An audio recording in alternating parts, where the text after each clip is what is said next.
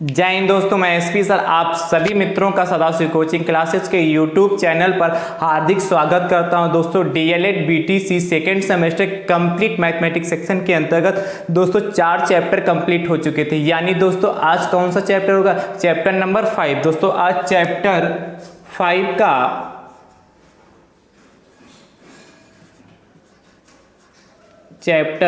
5 का दोस्तों lecture number कौन सा होने वाला है? पहला लेक्चर फर्स्ट है दोस्तों।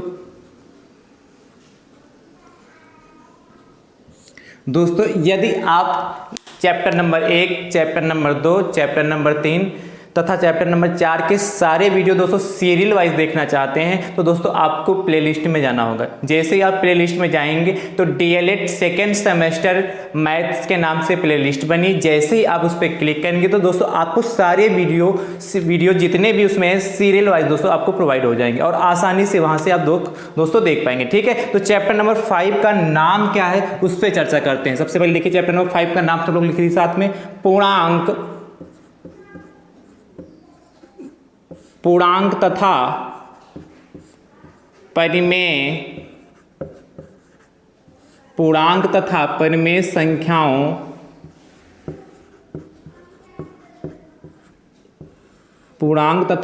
संख्याओं पर गणितीय संक्रियाएं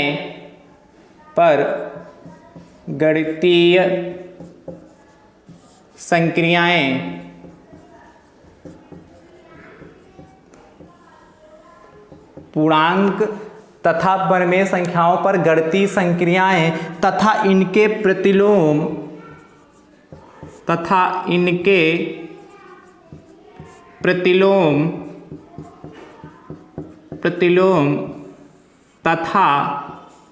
तत्समक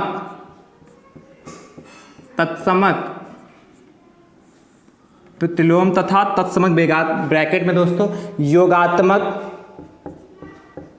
योगात्मक तथा गुणात्मक। चैप्टर का भले ही आपको बहुत बड़ा नाम लग रहा हो लेकिन नाम भले बड़ा है लेकिन इसमें क्वेश्चन ऐसे कठिन नहीं है। चैप्टर का नाम देखने में बड़ा भारी भरकम लग रहा है लेकिन चैप्टर बहुत आसान है। क्वेश्चन भी इसमें जो पूछे जाते हैं बहुत आसान है दोस्तों। ठीक है, तो चैप्टर नंबर कौन सा? 5, लेक्चर नंबर पहला। आज इसमें सीखेंगे। पहले चैप्टर का नाम देख लीजिए। भले बहुत बड़ा आपको नजर आ रहा है लेकिन चैप्टर में बहुत आसान चीजें हैं और बहुत सेलेक्टेड क्वेश्चन लेके ही आए हैं। पूर्णांक तथा परिमेय संख्याओं पर गणितीय संक्रियाएं तथा इनके प्रतिलोम तथा तत्समक, योगात्मक तथा गुणात्मक। आपको हमने पूर्णांक संख्या क्या होती है उस पर चर्चा कर चुके हैं। पिछली क्लास में आपको चर्चा कर सकते हैं कि पूर्णांक संख्याएं क्या होती हैं, परिमेय संख्या क्या होती है। उन पे आज प्रश्न लगाना है, उनकी गणितीय संक्रियाओं पर प्रश्न लगाना है तथा उनके प्रतिलोम बताएंगे आपको। आज की क्लास में आपको योज्य प्रतिलोम क्या होता है, गुणात्मक प्रतिलोम क्या होता है उस पर चर्चा करेंगे। और तत्समक पिछली क्लास में आप सभी मित्रों को सिखा चुके हैं कि तत्समक क्या होता है, योग का तत्समक क्या होता है, योग का तत्समक अवयव क्या होता है पिछली क्लास में बताए थे। और गुणात्मक का या गुणा का जो तत्समक अवयव क्या होता है, ये 2 चीज़ों पर चर्चा कर चुके हैं दोस्तों। ठीक है, तो ये 2 चीज़ों पर चर्चा हो चुकी है। आज और इस पर चर्चा करेंगे कि तत्समक क्या होता है, कैसे निकालेंगे और उनके प्रतिलोम, जैसे योज्य प्रतिलोम क्या होता है और गुणात्मक प्रतिलोम। वेरी मोस्ट इंपॉर्टेंट ये दोनों टॉपिक है कि योज्य प्रतिलोम क्या होता है और गुणात्मक प्रतिलोम क्या होता है। यहाँ से 1 नंबर का क्वेश्चन पूछा जाना ही फिक्स है, इतना ये इंपॉर्टेंट है। दोनों में से एक ना एक क्वेश्चन जरूर पूछा जाता है। ठीक दोस्तों, तो चलिए आज की क्लास स्टार्ट करने से पहले दोस्तों आज का मोटिवेशनल कोटेशन है, ध्यान से देखिएगा। कुछ अलग करना है तो भीड़ से हटकर चलो।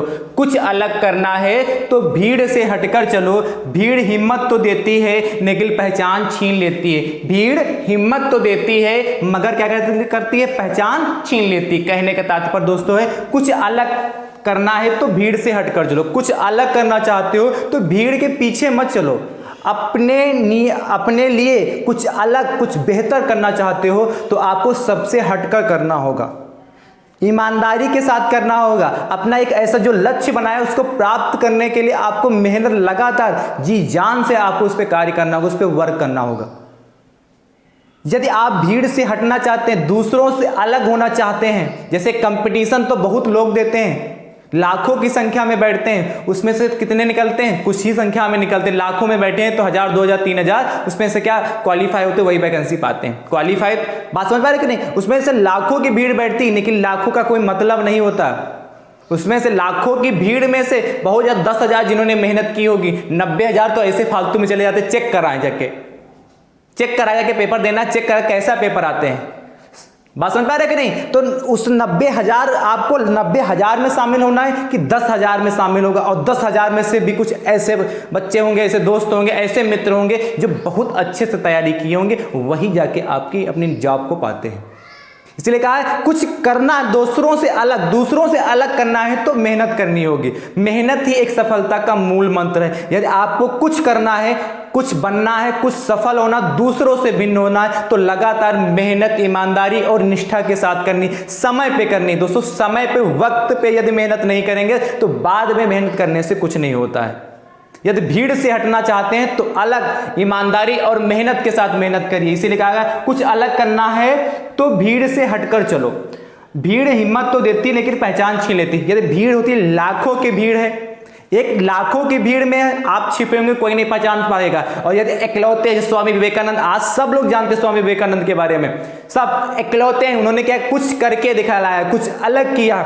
ऐसे कुछ अलग करके दिखलाइए जिससे आपकी पहचान हो। आपका नाम सुनते ही दोस्त कहने लगे, लोग कहने लगे अच्छा ये वो बंदा है, अच्छा इसने इतनी मेहनत की। आपकी मेहनत के दूर दूर तक चर्चे हों, क्योंकि आप क्या हैं, अपने देश समाज के एक भावी शिक्षक हैं, जिसपे आपके अपने देश का कर्तव्य है, अपने देश को आगे बढ़ाने का क्या है भार, आपके अपने देश को आगे बढ़ाने का आप पे क्या है भार है। आप यदि चाहेंगे तो आपका देश सबसे ऊपर हो जाएगा, सबसे ज्यादा तरक्की करेगा, क्योंकि शिक्षक ही है जो सभी फील्ड में सभी लोगों को भेजता है।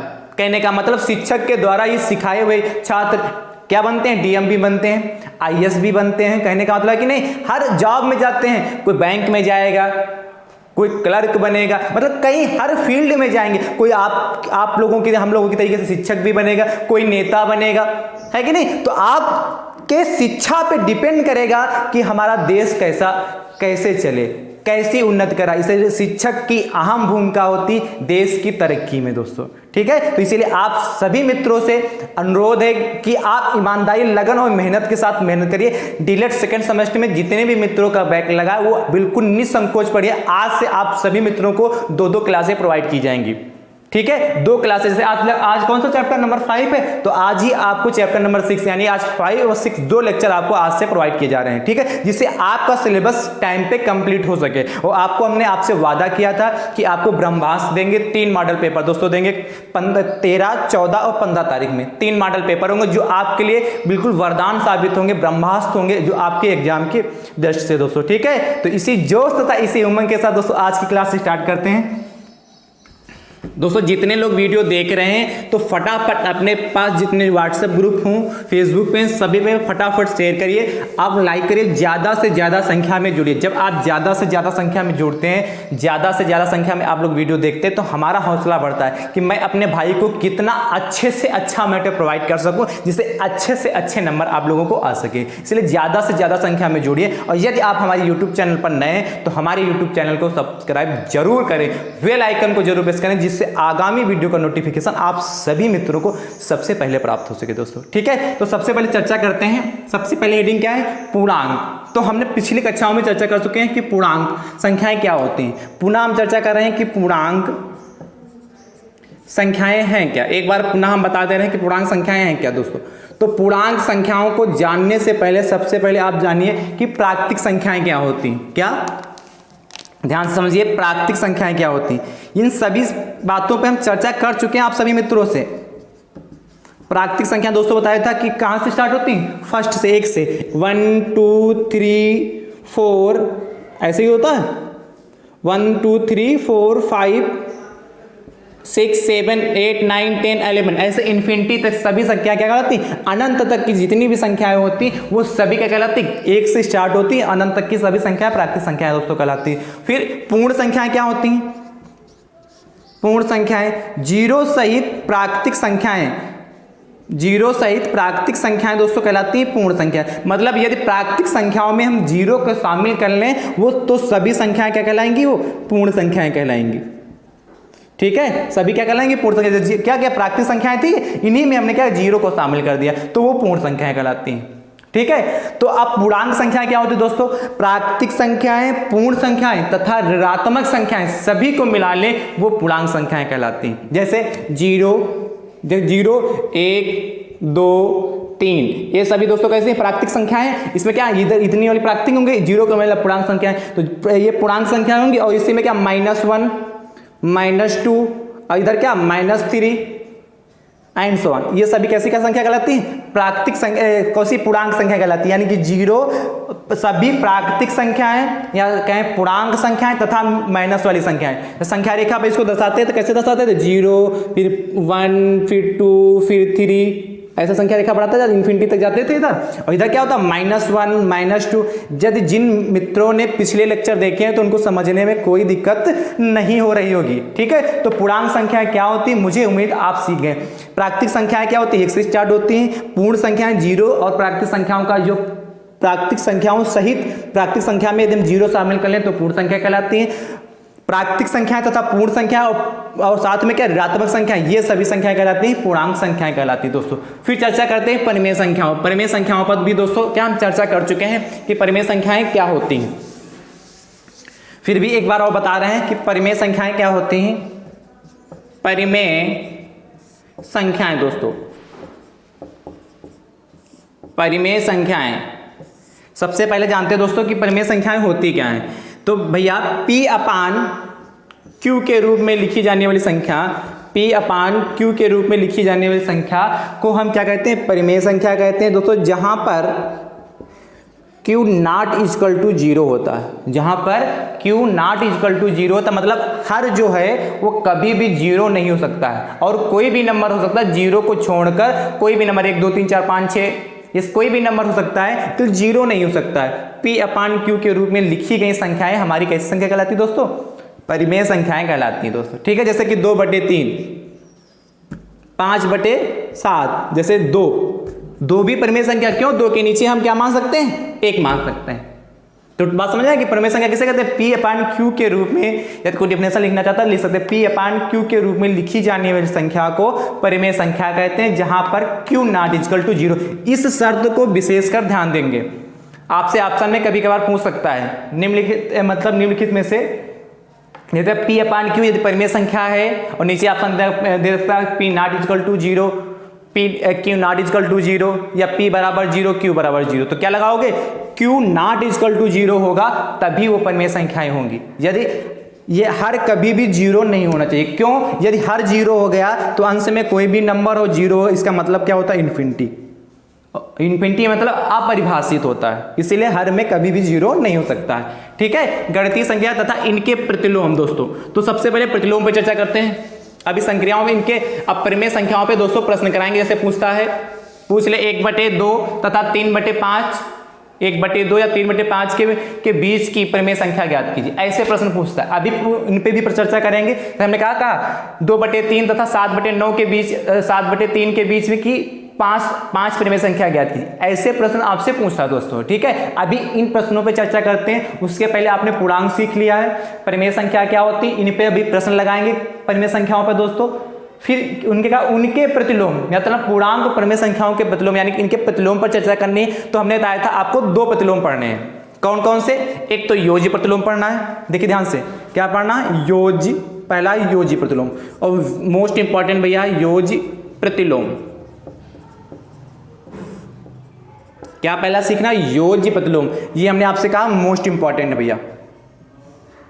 यहां से 1 नंबर का क्वेश्चन लगभग पूछा जाता, हर साल पूछा जाता, जब भी एग्जाम होगा तो यहां से प्रश्न बनना निश्चित है, पूछा जाएगा ही पूछा जाता लगभग। ठीक है, तो योजी प्रतिलोम क्या होता है दोस्तों, योजी प्रतिलोम जैसे आपसे पूछ ले, ध्यान समझ, जैसे 5 का योजी प्रतिलोम होगा, ध्यान समझ देखते रहिएगा। अभी योजी प्रतिलोम होगा दोस्तों। तो योजी प्रतिलोम भैया होता है किसी दी हुई संख्या में ऐसी कौन सी संख्या जोड़ें कि उनका जो योग का मतलब दोस्तों होता है मतलब योग, यदि उनका योग दोस्तों शून्य हो जाए। क्या? दी गई संख्या में ऐसी कौन सी संख्या जोड़ें कि उनका योग शून्य हो जाए। जैसे हमने पूछा 5 का योग मतलब बताइए, हम लिख ले देते हैं, पहले डिफिनेशन भी लिख देते हैं। दी गई या दी हुई संख्या में, दी गई संख्या में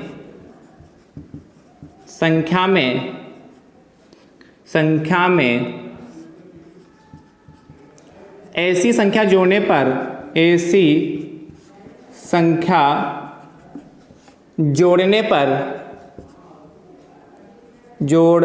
पर कि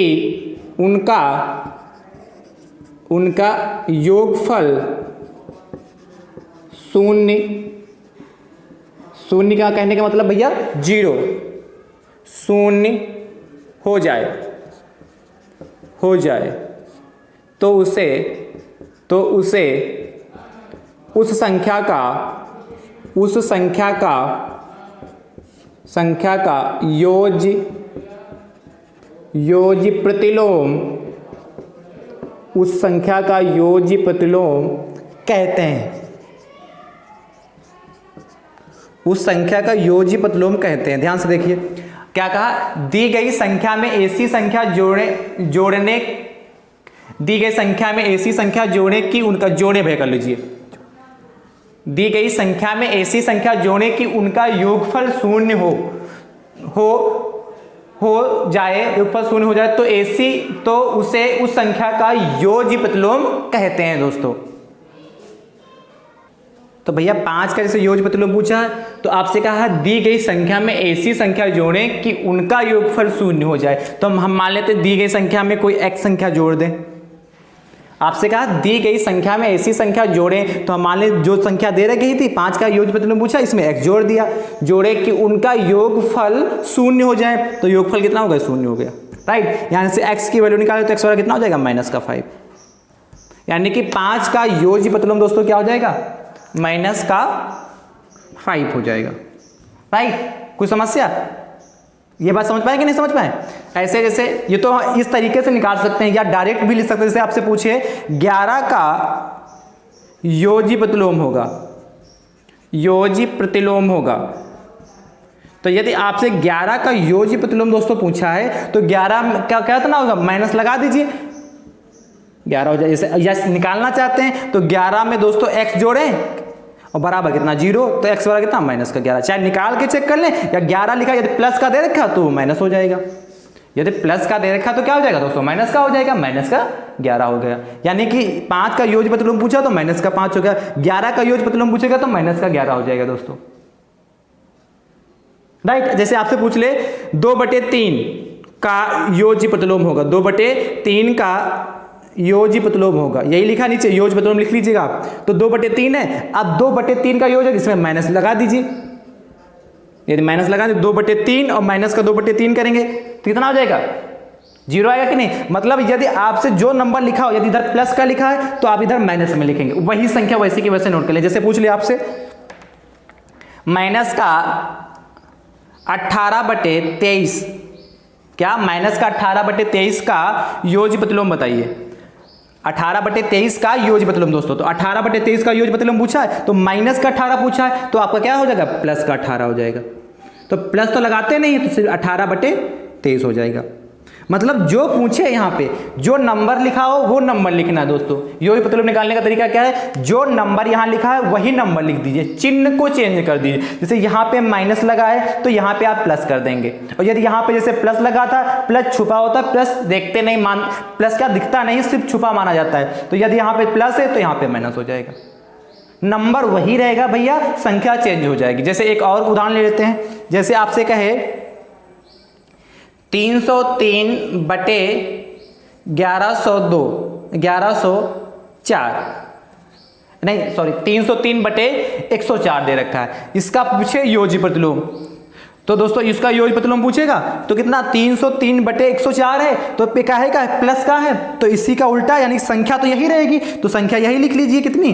303 कितना होगा? 104 हो गया, और चिन्ह का है, यहाँ प्लस का चिन्ह है तो यहाँ माइनस का हो गया। इससे आसान है। और मोस्ट इंपॉर्टेंट 1 नंबर देके जाएगा। या तो ये ऑब्जेक्टिव में पूछ लेता है या तो 1 नंबर में पूछ लेता है दोस्तों। ठीक है, चलिए अगले प्रश्न की बात करते हैं, अगले टॉपिक की बात करते हैं। जैसे आपसे योज्य प्रतिलोम होगा, इसी प्रकार आपसे पूछता है गुणात्मक प्रतिलोम क्या होता है। क्या पूछता है? गुणात्मक प्रतिलोम। तो अब मुझे उम्मीद है आप फटाफट लिख लीजिए। ठीक है, तो मुझे उम्मीद है आपने लिख लिया होगा। ठीक है, चलिए आगे चलते हैं। आपसे पूछता है योज्य प्रतिलोम की जगह पे गुणात्मक प्रतिलोम क्या होता है। क्या पूछता है? गुणात्मक प्रतिलोम। दोस्तों गुणात्मक प्रतिलोम पर चर्चा करते हैं। देखिए गुणात्मक प्रतिलोम दोस्तों, तो इसी में क्या दी गई संख्या में ऐसी संख्या जोड़े कि उनका गुणनफल, उनका जो योगफल पहले आ रहा था, चूंकि गुणात्मक करें तो गुणनफल 1 प्राप्त हो। कितना? 1 हो जाए। यदि दी गई संख्या में ऐसी संख्या जोड़े कि उनका गुणनफल 1 प्राप्त हो जाए तो उसे उस संख्या का गुणात्मक प्रतिलोम कहते हैं। इसी में हमने चेंज कर दिया, गुणात्मक प्रतिलोम कहते हैं। आप भी चेंज कर लीजिएगा, उसी में संभव है। चलिए अच्छा, कहा दी गई संख्या में ऐसी संख्या जोड़े नहीं, क्योंकि गुणात्मक है यहां पे भैया, तो इसको भी चेंज करके क्या करें? गुणा करें। दी गई संख्या में ऐसी संख्या से गुणा करें कि, 1 मिनट से, इससे सब पूरा मिटाल के लिख दिए होते हैं ना। गुणा करें कि, ठीक है, अब हो गई पूरी। दी गई संख्या में ऐसी संख्या से गुणा करें कि उनका गुणनफल 1 प्राप्त हो जाए तो उसे उस संख्या का गुणात्मक प्रतिलोम कहते हैं। ठीक है, कोई संख्या दे रखी हो, उसमें ऐसी संख्या से गुणा करें कि उनका गुणनफल भैया 1 प्राप्त हो जाए। जैसे देखिए, जैसे आपसे पूछ ले, जैसे ले ले 5 ही का पूछ ले, 5 का गुणात्मक प्रतिलोम होगा। तो 5 का दोस्तों गुणात्मक प्रतिलोम पूछेगा तो क्या हो जाएगा? 5 का गुणात्मक प्रतिलोम आपको पता है, तो मान लेते कहा दी गई संख्या में ऐसी संख्या से गुणा करें, तो मान लेते हैं दी गई संख्या में मान लेते हैं x से गुणा कर दें, तो गुणा करके उनका गुणनफल 1 प्राप्त, तो बराबर कितना? 1 हो गया। दी गई संख्या में ऐसी संख्या से गुणा करें कि उनका गुणनफल 1 हो जाए, तो हमने मान लिया कि यदि इसका x से गुणा, 5 को x से गुणा करें तो उनका गुणनफल 1 हो जाएगा। तो यहां से x बराबर निकाल लीजिए। हमने बताया था जो चीज गुणे में होती है दोस्तों वो कहां जाती है? बटे में जाती है। यानी कि x बराबर कितना हो जाएगा? 1/5। x बराबर कितना हो जाएगा दोस्तों? 1/5। यानी कि 5 का गुणात्मक प्रतिलोम दोस्तों कितना हो जाएगा? 1/5 हो जाएगा। यानी कि उसका व्युत्क्रम उल्टा, जैसे 5 था और 5 का उल्टा कितना? 1/5 हो जाएगा।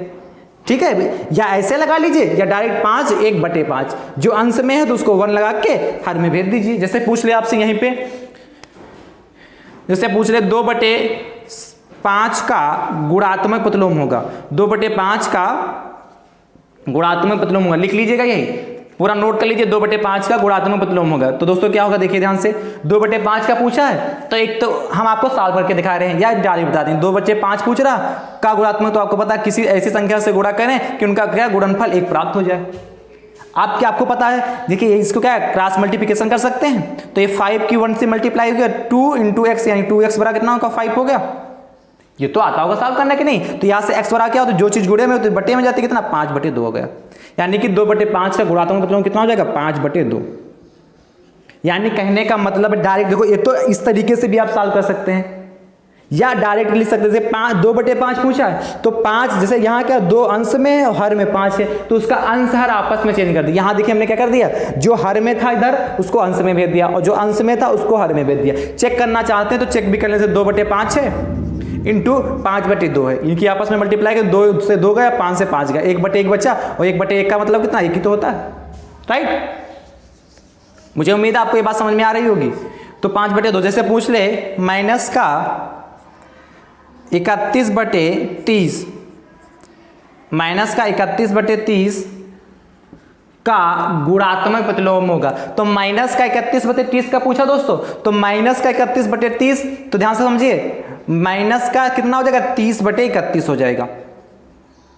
माइनस का 30/31। देखो जो चिन्ह लगा है, जैसे माइनस लगा है तो माइनस लगा रहेगा, यहाँ क्या प्लस लगा था तो प्लस लगा, प्लस तो छुपा होता, प्लस लगाते नहीं, यहाँ माइनस लगा दोस्तों तो यहाँ देखो माइनस लगा लिया, ठीक है। और इसका अंश को हर में ले आए और हर को अंश में ले आए, कितना हो गया 30/31 हो गया। अब तो मुझे उम्मीद है आप कर लोगे, कोई समस्या नहीं आएगी। कोई समस्या है? जैसे एक और ले लेते हैं, जैसे माइनस का 211/204, माइनस का 211/204 का गुणात्मक प्रतिलोम बताइए दोस्तों।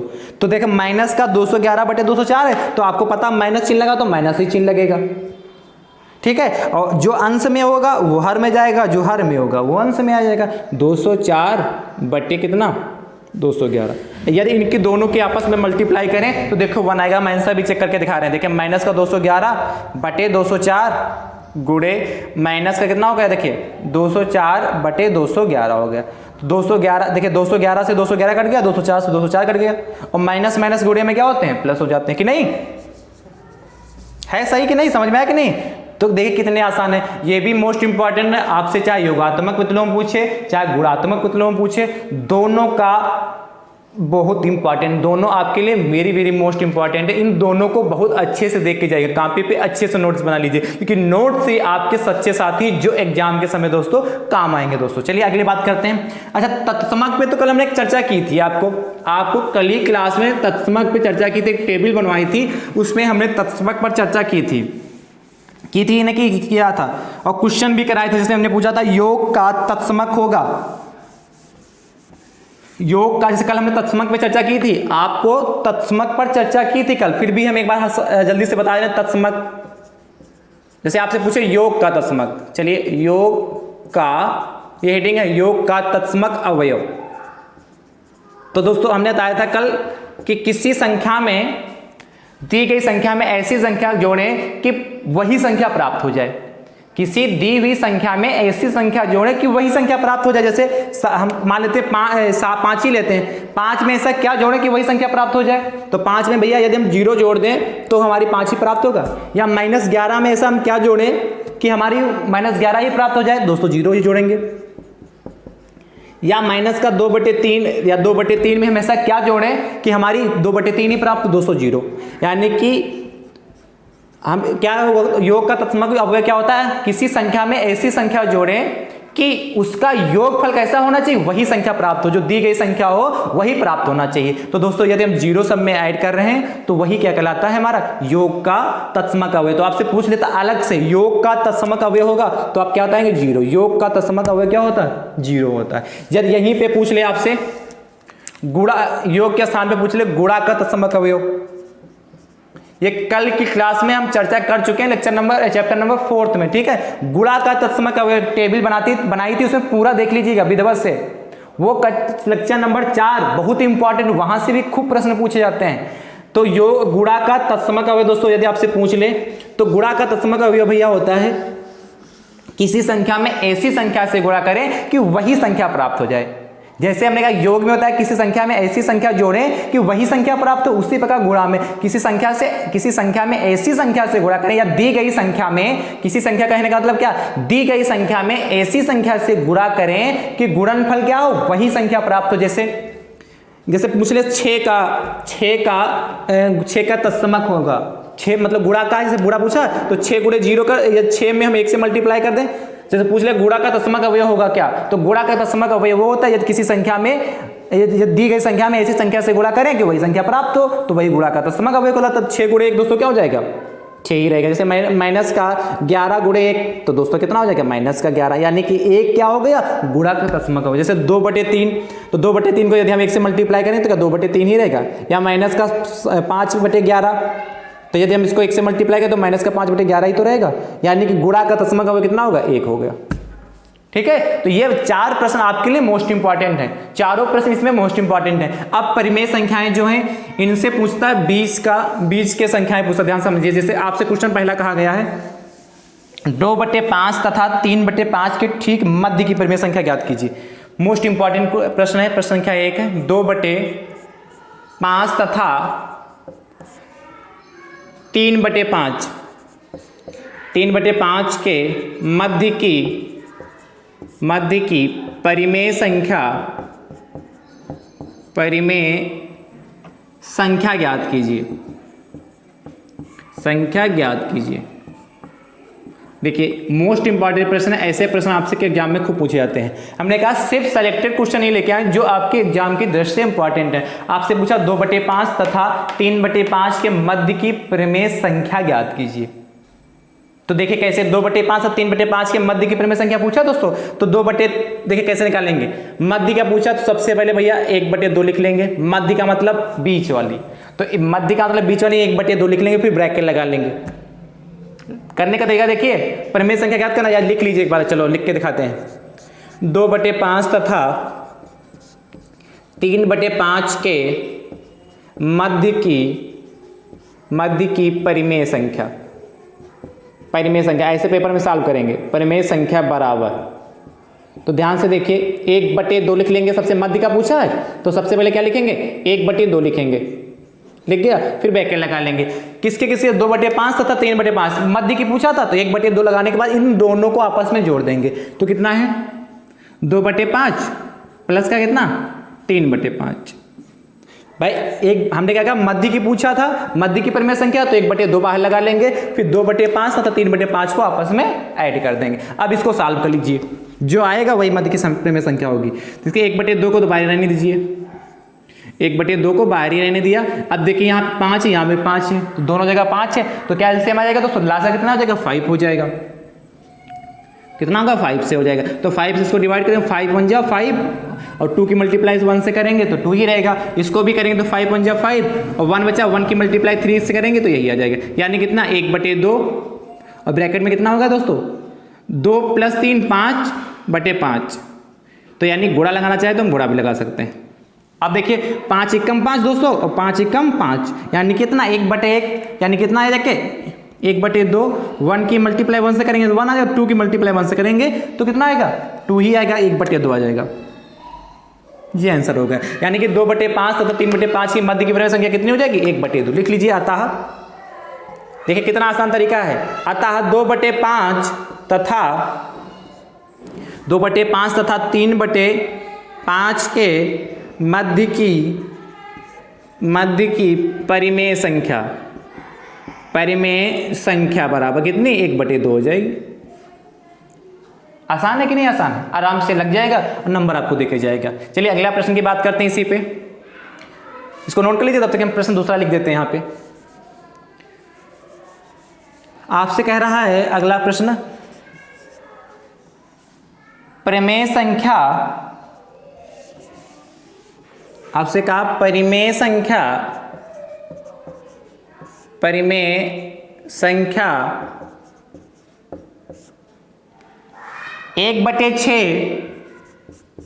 और 1/3, परिमेय संख्या 1/6 और 1/3 के मध्य की 4 परिमेय संख्याएं,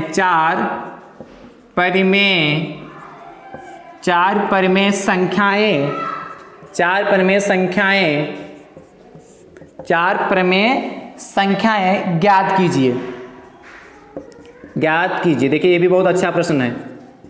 4 परिमेय संख्याएं दोस्तों ज्ञात कीजिए।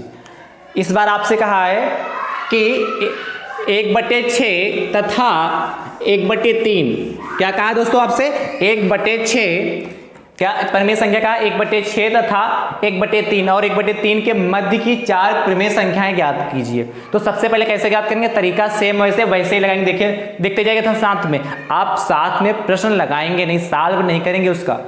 जब तक हम बोर्ड पे लगाएं तब तक आप देखते जाइए, जिससे आप बहुत जल्दी सीखेंगे दोस्तों। यदि साथ में लगाते रहेंगे तो समझ में नहीं आएगा, फिर निकल जाएगा दिमाग से। तो सबसे पहले पूछा 4 पूछा है, तो लिखिए पहली परिमेय संख्या बराबर पहली परिमेय संख्या दोस्तों। तो पहली परिमेय संख्या क्या हो जाएगी दोस्तों, 4 पूछा ना, तो पहली परिमेय संख्या कितना हो जाएगा, देखिए 1/2 लिख लीजिए, ठीक है, 1/6 और प्लस कितना 1/3, सबसे पहले क्या करेंगे 1/2 लिखेंगे, फिर जो नंबर दे रहे जिनके जिनके बीच की पूछा होगा उन दोनों नंबरों का योग कर देंगे, उन दोनों भिन्नों का योग कर देंगे। जैसे 1/6 1/3 पूछा था, इनका योग कर दिया दोस्तों, ठीक है। तो कितना हो जाएगा 1/2 हो जाएगा, ऐसे का ऐसे। यहाँ से देखिए 6 से मिल जाएगा, 6 और 3 का 6 ही तो होगा, 6 कम 6 1 बचा, 1 की मल्टीप्लाई 1 से करेंगे तो 1 हो जाएगा दोस्तों। और फिर यहाँ कितना 3 दूनी 6, तो 2 आया, 2 की मल्टीप्लाई 1 से करेंगे तो 2 हो जाएगा। यानी कहने का मतलब दोस्तों कितना हो गया कि 1/2 हो गया कि ये, और ये कितना हो गया 1 + 2 यानी कि 3/6 हो गया। यानी कि 3 एकम 3, 3 दूनी 6, यानी कितना होगा देखिए 1/4। भाई देखिए 1 की मल्टीप्लाई 1 से करेंगे और 2 की मल्टीप्लाई 2 से, तो कितना होगा जाके दोस्तों 1/4 आ गया जाके, कितना होगा 1/4। पहली परिमेय संख्या आ गई दोस्तों। फिर दूसरी परिमेय संख्या की बात करते हैं। दूसरी परिमेय संख्या, देखिए दो तरीका बता रहे हैं, इसको तरीका देखिए, फिर चाहे जैसा क्वेश्चन आए आप लगा लेंगे। क्या करेंगे 1/2, फिर लिखेंगे 1/2 लिख लिया, फिर क्या करेंगे इस नंबर वाले को लिखेंगे 1/4, जो हमारा पहली परिमेय संख्या आई है उसको लिख लेंगे, 1/4 हो गया। और फिर जो अंतिम वाली परिमेय संख्या उसको लिख लेंगे। क्या किया भैया, सबसे पहले 1/2 तो सबसे पहले लिखेंगे, सब में लिखेंगे। फिर क्या किया, जो हमारी पहली परिमेय संख्या आई उसको लिख लिया 1/4, फिर 1/4 लिख लिया, और फिर जो अंतिम परिमेय संख्या थी उसको लिख लिया। अब इसको सॉल्व कर लीजिए, जो आ जाएगा वही इसका आंसर हो जाएगा। तो ध्यान से देखिए भैया, इसी के आगे सॉल्व कर रहे हैं छोटा छोटा। 1/2 होगा दोस्तों। अब देखिए 4 और 3, 4 3 का 12 हो गया। इससे कैसे, हमने कहा था जो 2 नंबर दे रखे हो उसमें से बड़े नंबर का टेबल पढ़ना स्टार्ट कर दीजिए। तो 4 देखो, 4 एकम 4, तो 4 से 3 से 4 तो नहीं कटेगा, फिर 4 दूनी 8, क्योंकि 3 से 8 कटेगा नहीं कटेगा। फिर पढ़िए 4 दूनी 8, 4 3 12, तो 4 से 12 भी कटेगा और 3 से भी 12 कटेगा, इसलिए 12 इसका एलसीएम हो गया। अब 4 से इसको डिवाइड करेंगे तो 4 3 12, 3 आया तो 3 हो गया यहाँ ऊपर 1 की मल्टीप्लाई, प्लस 3 से इसको डिवाइड करें, 3 चक्कू 12, 4 है, 4 की मल्टीप्लाई 1 से करेंगे तो 4 हो गया। यानी कि दोस्तों कितना है देखिए 1/2 था ये, और प्लस का कितना होगा देखिए 3 1 4 7/12, यानी कहने का मतलब कितना आ गया देखिए 7/24। कितना 7 एकम 7 और कितना 2 × 12 7/24 आ गया। ठीक है, तीसरी परिमेय संख्या की बात करते हैं। तीसरी परिमेय संख्या, तो दोस्तों क्या करेंगे देखिए ध्यान से, 1/2 फिर लिखेंगे, हमने कहा 1/2 सब में लिखा जाएगा। फिर क्या करेंगे, जो दूसरी परिमेय संख्या है उसको नोट कर लीजिए 7/24, और प्लस का अंतिम वाली फिर नोट करिए। क्या किया, सबसे पहले 1/2 हमने कहा सब में लिखेंगे, जो तीसरी पूछा है तो दूसरी परिमेय संख्या जो है उसको लिख लीजिए और प्लस का अंतिम वाली को जोड़ दीजिए। फिर तो क्या, जो इसको भी सॉल्व कर लीजिए, जो आ जाएगा वो तीसरी परिमेय संख्या 1/2 हो गया दोस्तों। 24 3 का एलसीएम 24 ही रहेगा, तो 24 एकम 24 हो जाएगा, यहाँ पे 7 हो जाएगा प्लस का, और 3 है 24 से 3 8 24 होता, और 1 की मल्टीप्लाई करेंगे तो कितना हो जाएगा 8 हो जाएगा। तो 7 और 8 कितना हो जाएगा दोस्तों 15, यानी कि 1/2 और गुणे कितना 7 8 15, 15/24 हो जाएगा।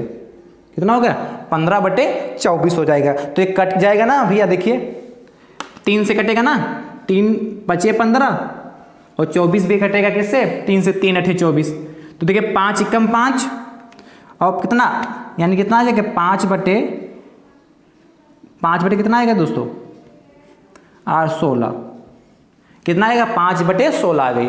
तीसरी परिमेय संख्या कितनी आ गई 5/16 आ गई। अब चौथी परिमेय संख्या की बात करते, देखिए आसान है कि नहीं, सिर्फ आप देखिए ध्यान से इसको और फिर घर पे एक बार प्रैक्टिस कर लीजिए आराम से। देखिए चौथी परिमेय संख्या, चौथी परिमेय संख्या दोस्तों, तो क्या हो जाएगा देखिए 1/2 होगा जाके। अब देखिए क्या, जो तीसरी परिमेय संख्या है कितनी आई 5/16, तो 5/16 को लिख लीजिए, प्लस कितना अंतिम वाली फिर लिखिए, अब बस इसको जोड़ दीजिए तो 1/2 होगा दोस्तों। अब देखिए कितना 16 3 का एलसीएम कितना होगा 16, देखो 16 3 से 16 तो कटेगा नहीं, तो 16 का अगला पहाड़ा पड़े 16 दूनी 32, तो 3 से 32 भी नहीं कटेगा, फिर 16 48, यानी कितना होगा यहाँ पे 48 एलसीएम हो गया। और जब यहाँ पे 48 एलसीएम होगा तो 16 16 16 32 16 48 3 आया, और 3 की मल्टीप्लाई 5 से करेंगे, 3 5 15, फिर प्लस लगा यहाँ पे तो प्लस लगा लिया, फिर 3 से 48 का कार्य करेंगे तो 3 से 48 करेंगे तो 3 एकम 3 और 3 18, 16 आएगा। और 16 के मल्टीप्लाई 1 से करेंगे तो 16 हो गए, यानी कितना होगा 15 और 16 दोस्तों कितना होगा 31, यानी कि कितना 1/2 और इंटू कितना हो जाएगा, देखिए 1/2 हो जाएगा और 15 + 16 यानी कि 31/48, यानी कितना आया जाके दोस्तों 1 × 31 करेंगे तो 31 ही रहेगा। और बटे देखिए 2 × 48 करेंगे तो 2 × 8 = 16 और 2 × 8 = 1 × 9 = 96। ये मध्य की 4 प्रमेय संख्या आ जाएगी, कितनी आई जाएगी, ये मध्य की 4 प्रमेय संख्या। ये भैया हमारा आंसर हुआ जाके। आपसे पूछा था प्रमेय संख्या 1/6 एक और 1/3 के मध्य की 4 प्रमेय संख्या, तो आंसर यहाँ इसके नीचे लिखोगे। अतः 1/6 और 1/3 के मध्य की 4 प्रमेय संख्याएं बराबर, क्या लिखोगे आंसर कैसे लिखोगे पेपर में, अतः 1/6 और 1/3 के मध्य की 4 प्रमेय संख्या बराबर 1/4, 7/24, 5/16 और 31/96। ये आपका आंसर होगा। तो ऐसे प्रश्न इसमें पूछे जाते हैं। आज की जो चैप्टर नंबर 5 था, जो इस चैप्टर से आना था वो आपको हमने विधिवत से बता दिया। जो topic very very most important थे, यहाँ से जो पूछे जाने थे उन पे दोस्तों चर्चा हो गई है।